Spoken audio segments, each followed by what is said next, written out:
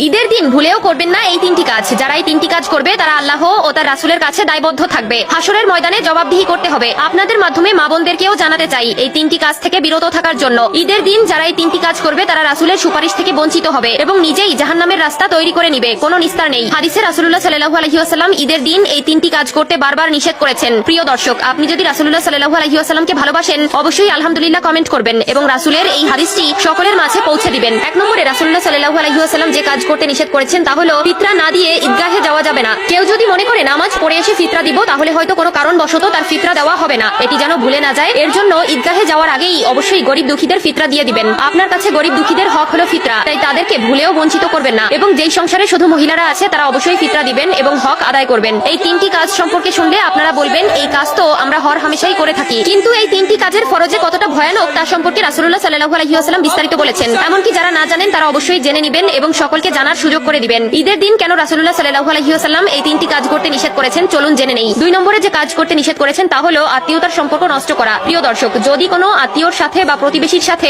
সম্পর্ক খারাপ থেকে থাকে অবশ্যই ঈদের দিন সম্পর্ক ঠিক করে নেবেন। আল্লাহ তাআলা বলেছেন এবং প্রিয় রাসূল বলেছেন যারা আত্মীয়তার সম্পর্ক ছিন্ন করে তারা জান্নাতে প্রবেশ করবে না। অবশ্যই ঈদের দিন সকল সম্পর্ক অটুট রাখবেন এবং এই সম্পর্কে যেন মৃত্যুর আগ পর্যন্ত থাকে তা প্রতিজ্ঞাবদ্ধ হবেন। আত্মীয় বা পরিবার বা প্রতিবেশীর মনে কষ্ট দিয়ে আল্লাহ ও রাসূলের মনে কখনোই জায়গা পাবেন না, বরং আপনার জন্য জাহান্নাম অবধারিত। মনের মধ্যে হিংসা বিদ্বেষ দূরে